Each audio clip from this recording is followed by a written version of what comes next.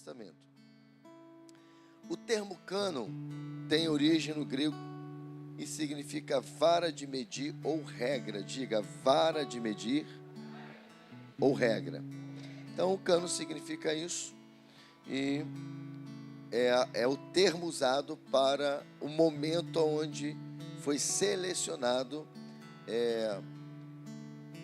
ou chancelado os livros reconhecidos então, como livros inspirados por Deus.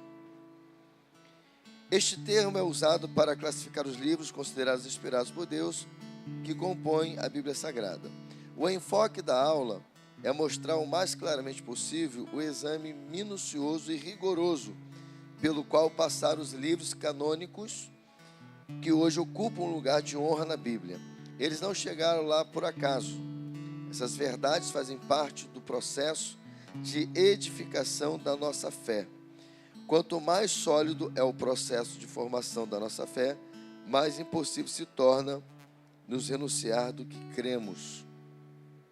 Então a gente vai perceber aqui que foi um processo até demorado para que chegasse a esse reconhecimento. Mas é verdade, esse processo demorado que a gente vai conhecer hoje é o que fez com que nós pudéssemos ter hoje a certeza de que estes livros que compõem a Bíblia Sagrada são exatamente os livros inspirados pelo Senhor. Nós cremos em Deus e na sua palavra, não por um acaso ou por um gosto de aventura. Nós temos fundamentos sólidos e inegociáveis que fazem de nós cristãos, membros da igreja que Jesus Cristo estabeleceu. E assim seremos para sempre. Vamos juntos nessa jornada de conhecer como se deu o processo do cânon. Então, em primeiro lugar, nós vamos ver a importância, então, do cânon sagrado. Na aula passada, nós tratamos da questão da inspiração do texto sagrado. Esta aula está na sequência de propósito, porque se trata... Porque se a Escritura é de fato um texto inspirado por Deus, tem que ter havido algum crivo seletivo para separar os atuais 66 livros de entre tantos outros livros contemporâneos dos canônicos. Esse crivo existiu e ele foi longo, rigoroso e se chama canonicidade. Então, na época ali que foi estabelecido o cânon, havia muitos outros livros que eram contemporâneos ali do tempo onde estava sendo feito esse momento de reconhecimento, e havia muitos livros até que eram vistos como livros inspirados, livros que para muitos da época poderia ter entrado aqui nesse compêndio que é a Bíblia, mas não passaram nesse crivo. Então, esse processo se deu. Está aí um dos motivos porque foi um processo bem rigoroso e bem complexo.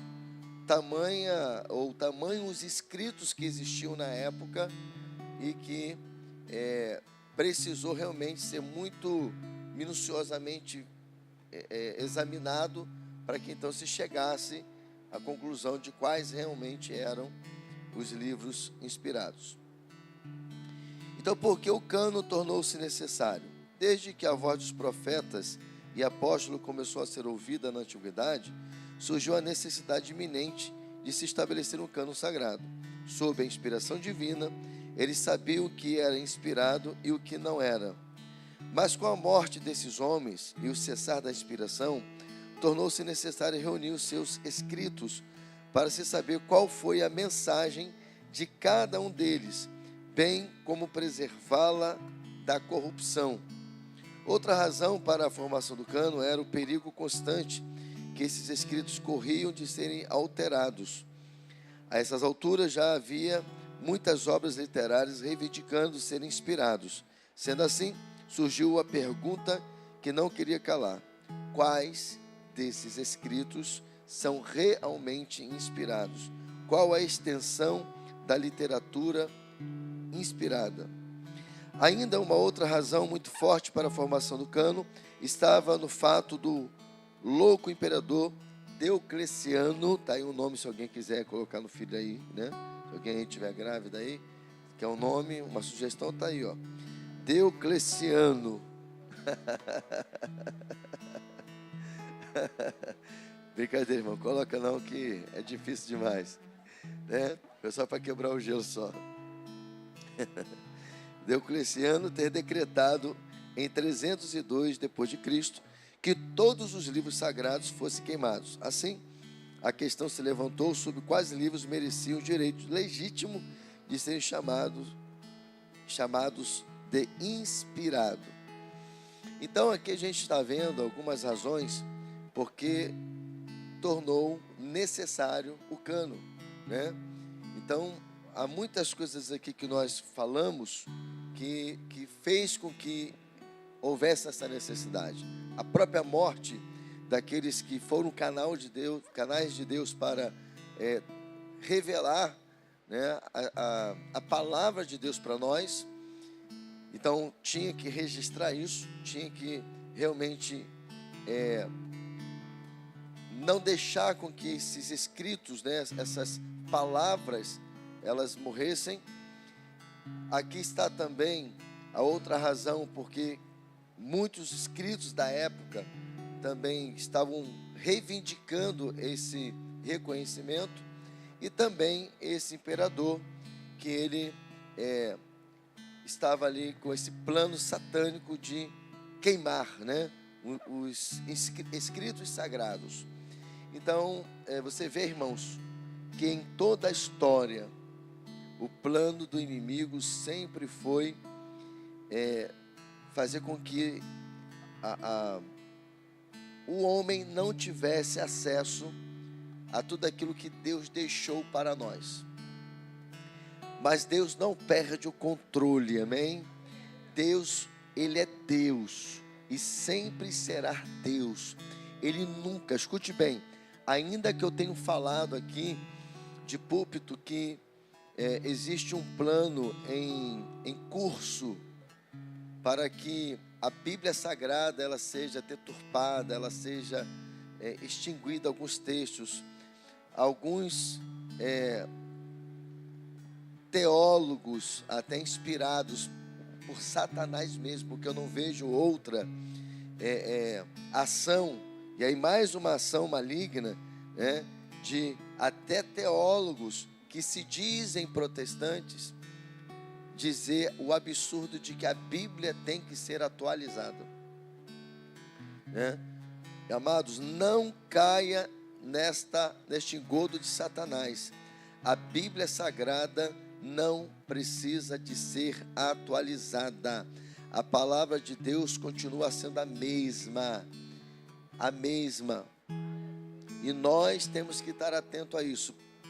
Porém, mesmo com as tentativas que Satanás tem, ele sempre, o Senhor, o nosso Deus, sempre, ele vai intervir e vai provar mais uma vez que ele é Deus. Claro, ele não precisa provar, mas para muitos, às vezes, ele tem que demonstrar o seu poder para que creiam que ele realmente é o Deus de toda a terra e que ele não perde o controle.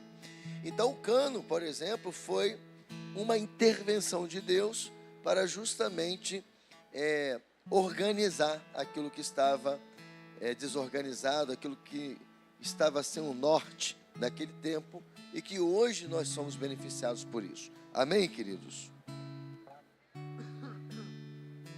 E aí, como eu tenho falado aqui já nessa aula, houve um longo e exaustivo processo para que então isso acontecesse, até chegar ao processo final de 66 livros, ou dos 66 livros que conhecemos hoje. O que se deu no Concílio de Trento, então falei certo, o Concílio de Trento, em 8 de abril de 1546, esta é a data aonde se fechou o cânon.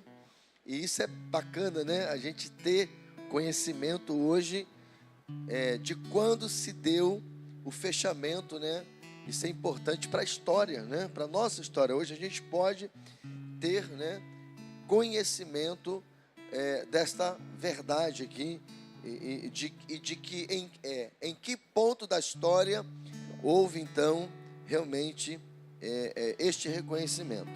Então, lá no Concílio de Trento, em 8 de abril de 1546, foi que houve uma longa jornada de discussão, confirmação de alguns livros e a rejeição de muitos outros que reivindicavam um lugar privilegiado no cânon. Por centenas de anos, muitos escritos foram vistos e revistos incansavelmente para ver se atendiam plenamente à expectativa de um escrito inspirado.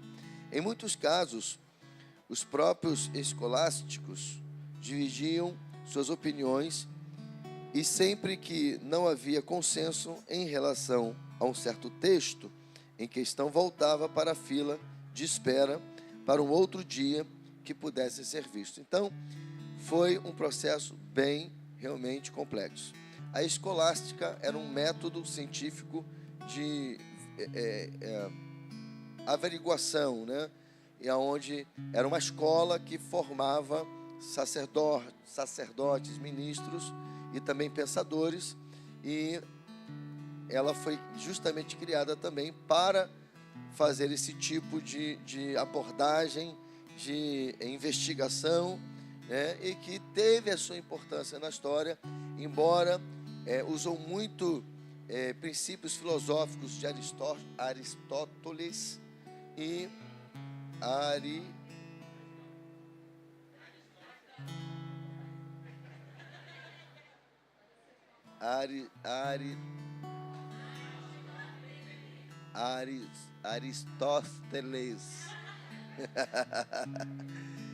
Ô, nomezinho ruim de falar, né? Mas é isso aí mesmo que você já sabe. Você já sabe que é o filósofo já, né? A minha língua não está conseguindo pronunciar da forma correta. Então, perdoa aí que a minha língua não está querendo falar o nome corretamente. Mas esse filósofo aí que você acabou de dizer, que vocês acabam de falar, né, era a base, né? E eles tinham como principal teólogo Tomás de Aquino, era o principal teólogo que regia, né, esse tempo. Então, só para que não está na lição, só está a citação dos escolásticos, né? E deixa eu pegar aqui, deixa eu ver se vai abrir aqui. Vamos aí. Aristóteles, viu? Agora lendo aqui ficou mais melhor de bom, viu? Foi lá. Então, amados, você vê o quanto realmente foi investido tempo, né? E critério. E Deus, mais uma vez, mostrando que Ele age na história. Bobo é o homem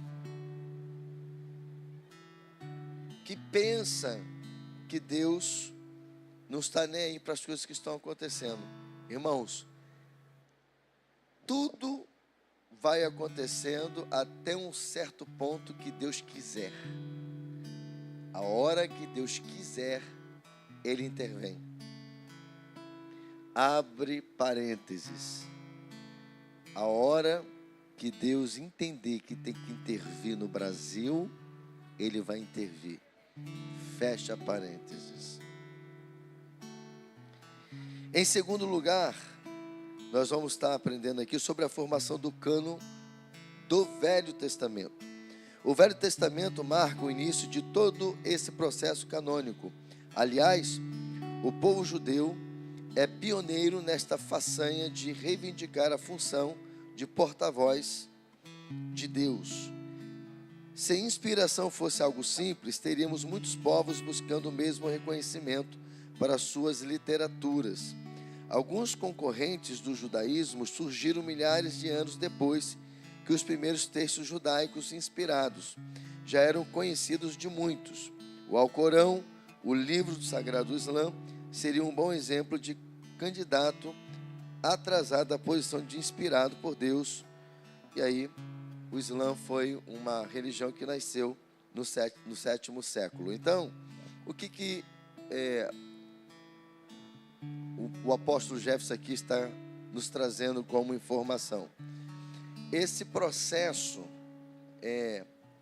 difícil, criterioso, demorado, que aconteceu no cânon, e que alguém poderia falar assim, poxa, mas por que foi tão difícil assim? Por que foi tão criterioso assim? Justamente para que, através dessa complexidade, só fosse realmente passado no crivo o que Deus queria que passasse. Porque se fosse fácil, se a maneira de reconhecimento fosse fácil, isso abriria também uma legalidade para que também facilmente outros livros fossem reconhecidos. Então, aqui está a maior razão disso. Amém? Então, como foi o processo aí do Velho Testamento? Processo gradual.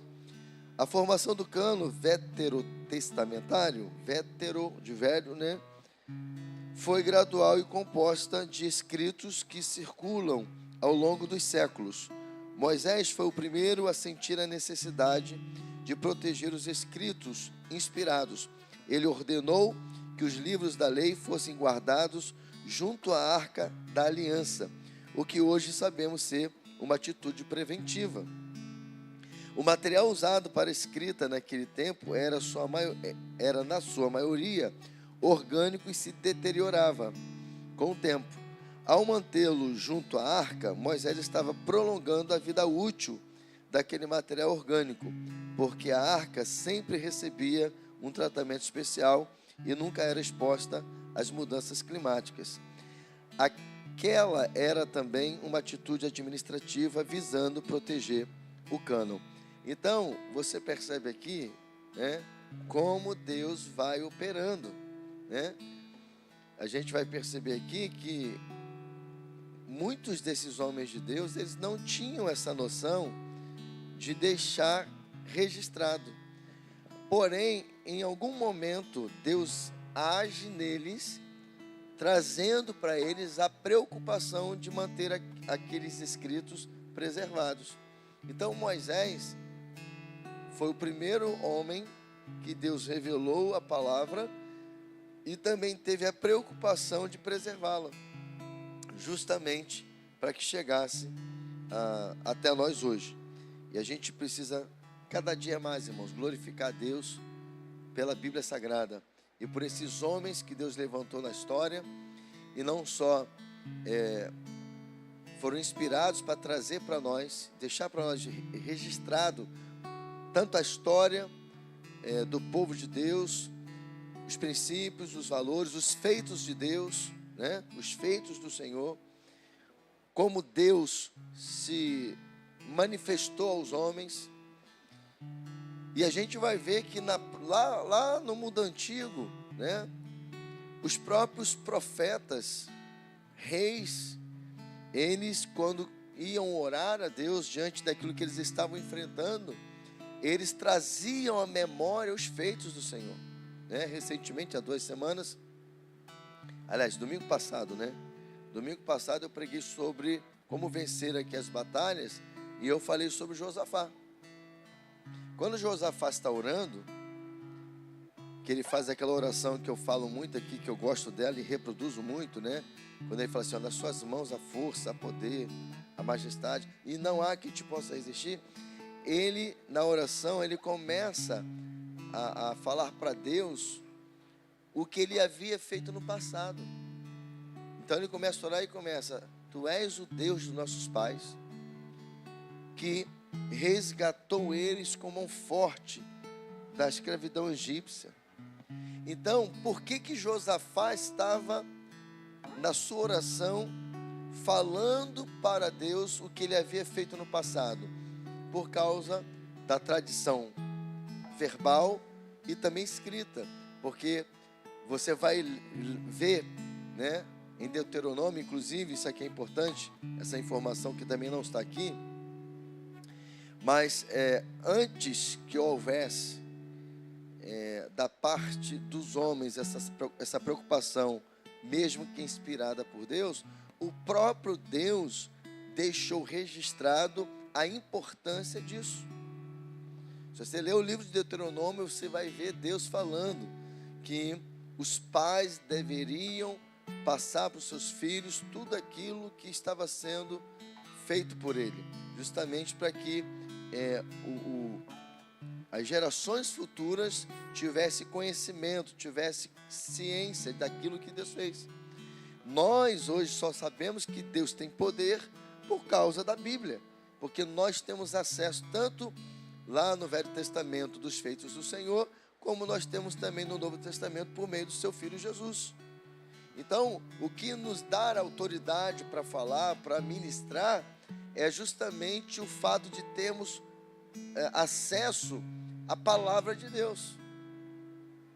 Então a gente vê aqui, né, Deus usando Moisés, já também com essa preocupação de proteger, né, os escritos sagrados que Deus estava entregando em suas mãos. E aí nós temos vários textos que está no conteúdo: 2 Reis 22, 8, Josué 24, 24, 1 Samuel 10, 25, trazendo para nós esse cuidado que Moisés teve de preservar os escritos. Ponto 2 do 2. Protegido no templo. Os textos citados acima não deixam dúvida de que o cânon sagrado foi guardado por muito tempo no templo do Senhor. Todos os livros históricos e proféticos do tempo de Josué ao tempo de Davi foram reunidos e guardados no templo do Senhor. Depois da construção do templo, Salomão depositou dentro dele livros mais antigos, como 2 Reis, que vai trazer esse registro, 22, e Isaías 34 também vai trazer esse registro. E enriqueceu a coleção com os seus próprios escritos inspirados, e também alguns dos textos proféticos.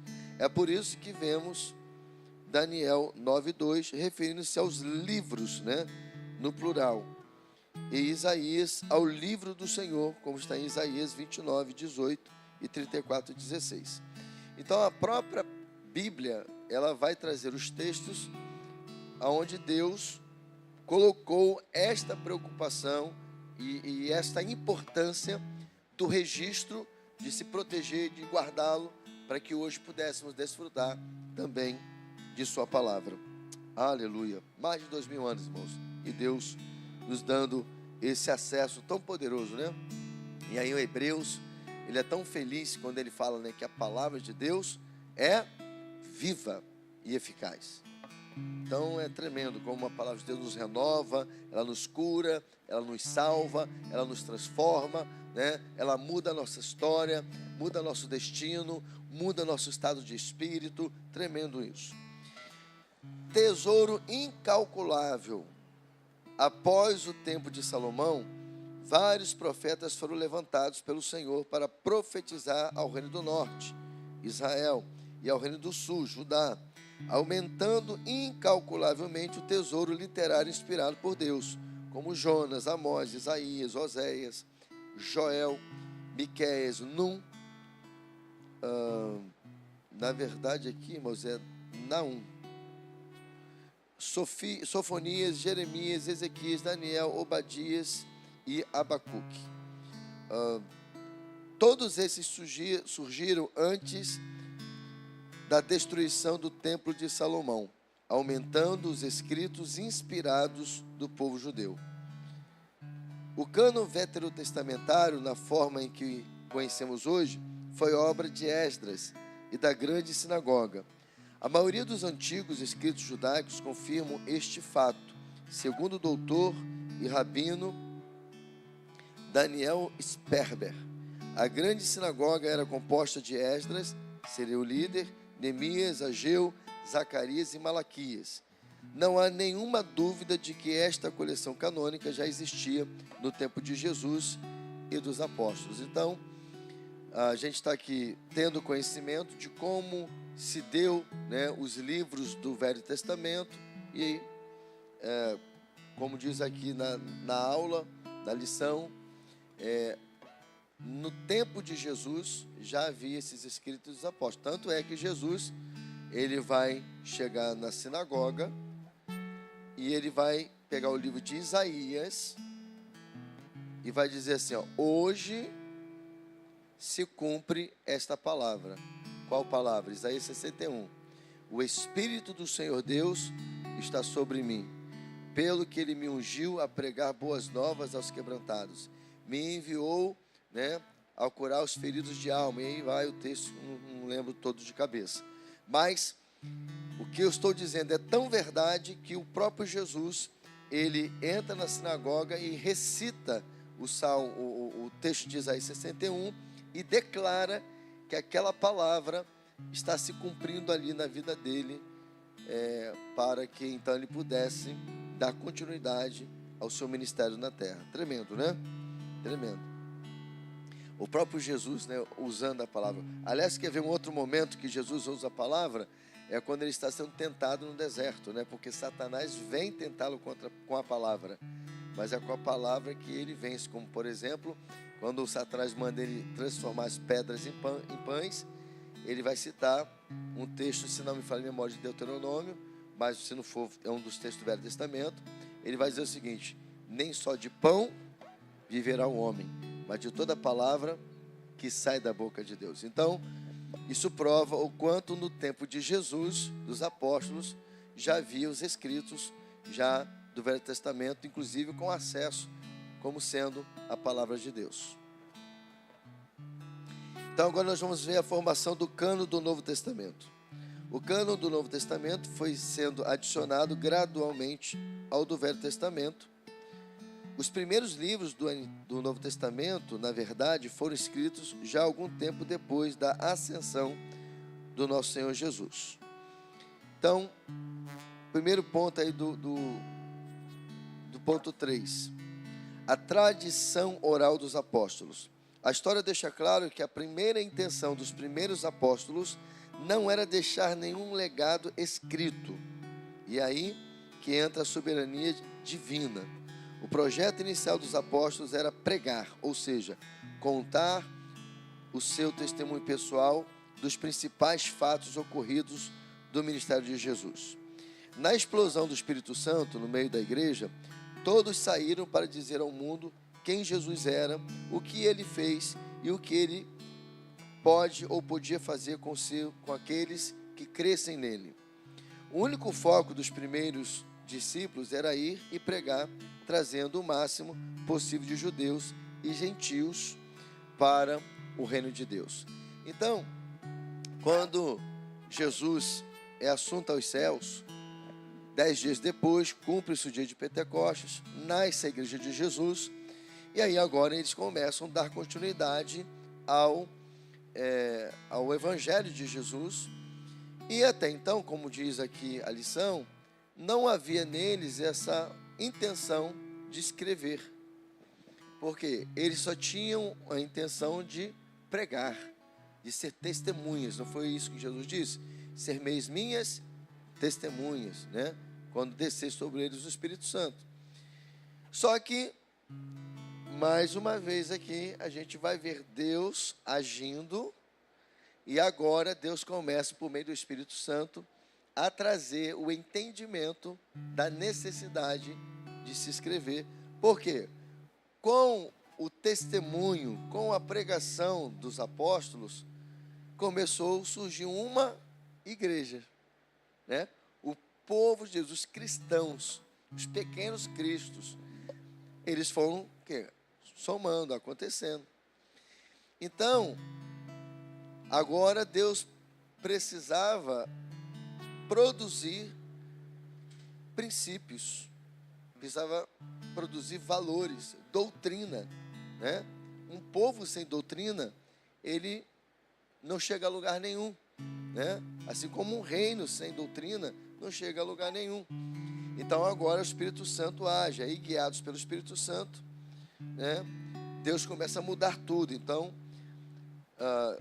essa ação do Espírito Santo muda absolutamente tudo, porque ele, o Espírito Santo, sempre teve em mente o Novo Testamento, sem o qual seria muito difícil a existência da igreja. Então, gradativamente, os apóstolos começaram a escrever o que viram e ouviram. como está em Lucas 1, de 1 a 4. Esses escritos se tornaram imprescindíveis à medida em que o tempo dos primeiros apóstolos estava chegando ao fim. A própria comunidade cristã da época demandou um legado escrito para que a fé cristã tivesse um fundamento doutrinário chancelado por aqueles que andaram com o Mestre, ou por alguém próximo a eles. Assim surgiu os 4 evangelhos, não necessariamente no sentido cronológico, sendo 2 deles escritos dos 2 apóstolos originais, que é Mateus e João. À medida em que os apóstolos saíam para estabelecer igrejas em todos os lugares, surgiu, e aí aquilo que eu falei, surgiu um novo desafio que eles ainda não tinham pensado, a necessidade de se manterem em contato com os novos convertidos e doutriná-los. Assim surgiram, então, as epístolas. Tá?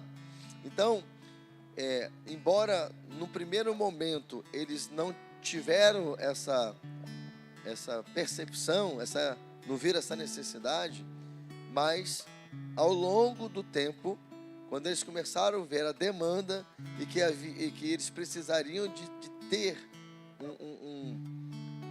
princípios doutrinários para se manterem, para prosseguirem, então eles começam agora a registrar. Então isso aqui é uma ação do Espírito Santo, justamente para que a palavra fosse complementada, para que também a igreja gentílica, né, que é a igreja cristã, ela tivesse agora também a sua regra de fé e prática. O fechamento do cânon. Isto se deu depois de um longo e cansativo debate teológico que visava estabelecer critérios confiáveis para se determinar quando e se um determinado livro era canônico ou não.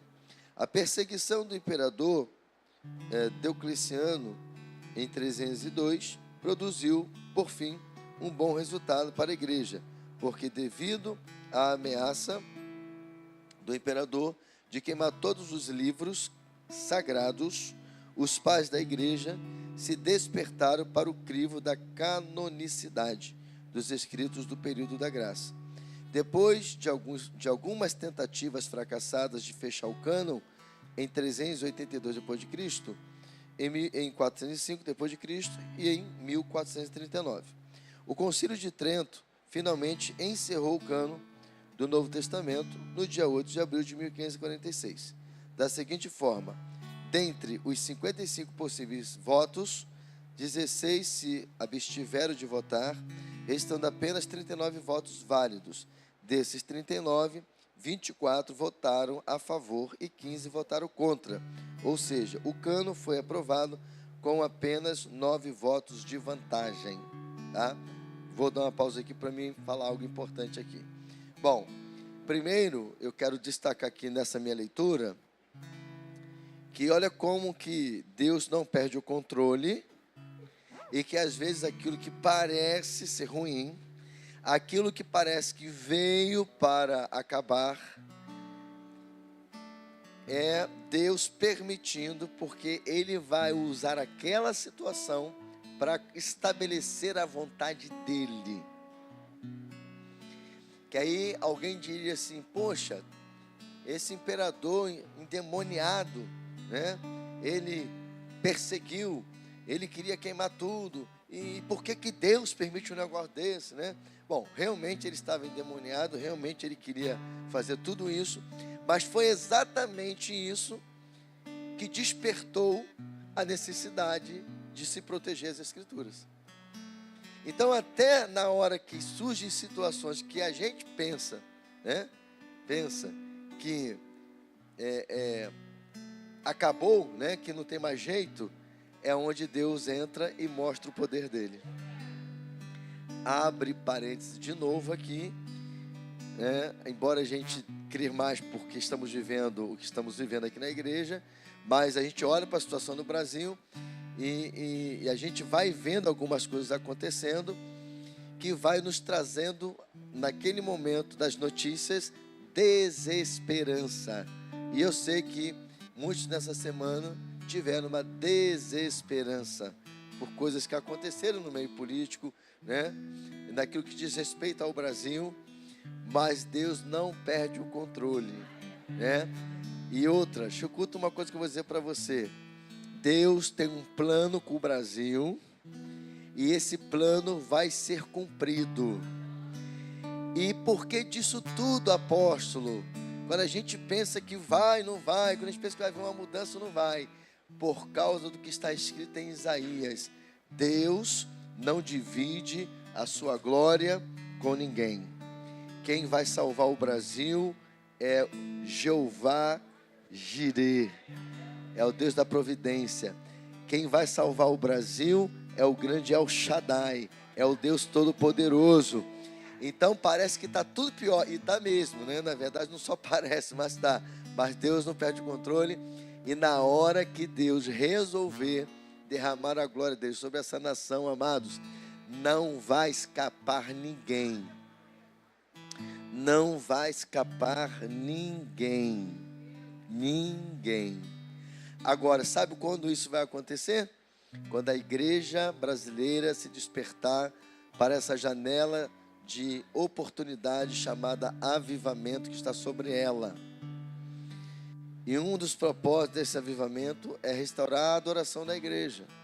Ontem aqui nós aprendemos algo muito fantástico. Uma coisa que me marcou muito aqui é que quando você está adorando e essa adoração chega no trono de Deus, os céus respondem com trovões, significa o governo de Deus, ou seja, Deus, ele dá o comando, ele libera o comando. Nós vimos aqui sobre as vozes que saem do trono, que é a palavra de Deus, é a palavra profética sendo liberada. Nós vimos aqui que do trono da graça de Deus, quando o trono recebe a adoração, sai raios. E aqui que eu quero chamar a sua atenção. E esses raios que são liberados significam juízos de Deus. Ou seja, quando a gente adora, os céus se movimentam e ele age em nosso favor. Então, quando a igreja brasileira entender isso e começar a prestar um culto verdadeiro ao Senhor, uma verdadeira adoração, Deus vai dar o comando, ele vai liberar a palavra e virá o juízo para quem tem que ser dado juízo, e ele vai mudar a história do Brasil. Amém? Você pode glorificar Deus por isso aí? Em nome de Jesus. Pode aplaudir ao Senhor? Fecha parênteses. E nessa parte aqui da lição, da aula, a gente fala assim: poxa, tinham 55 pessoas participando desse concílio para chancelar os livros inspirados. Desses 55, 16 se abstêm de votar, e também desses 39, somente 24 votaram a favor e 15 ficaram contra. Mas Deus não perde o controle, né?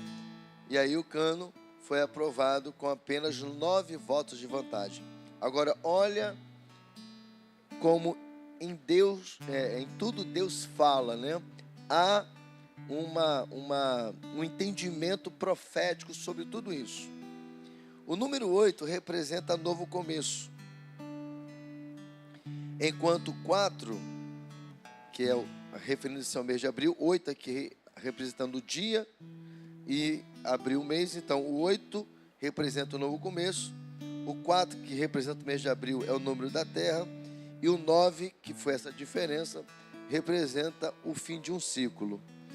Fato de ser o último número singular, ou seja, Deus é glorioso. Até nesses números que está ali envolvendo o dia da aprovação do cano, seja a data, seja a quantidade de números ali que foram de diferença, até nisso Deus é glorificado, porque havia ali também uma mensagem profética, ou seja, um novo, o fim de um ciclo e um novo ciclo começando para a glória de Deus, amém? E que hoje nós nos beneficiamos desta ação de Deus. De verdade, irmãos, concluindo, essas coisas nos entusiasmam a continuar amando a palavra de Deus com todo o nosso coração e entendimento. Muita gente teve que pagar um preço altíssimo, às vezes de morte, para que a Bíblia chegasse às nossas mãos em nossa própria língua. Hoje podemos não apenas lê-la com liberdade, mas também pregá-la sem reserva, para trazer vida a todos os que creem. Amém? Que você receba esta palavra, que você saia daqui hoje um pouco mais com conhecimento sobre a palavra. Você aprendeu hoje sobre o cânon, como se deu, né? E que Deus é brabo demais, não perde o controle, né? E que hoje nós podemos desfrutar das ricas e poderosas palavras do Senhor. Amém, queridos? A paz, Igreja do Avivamento. Você acabou de assistir uma poderosa palavra que veio do coração de Deus para a sua vida.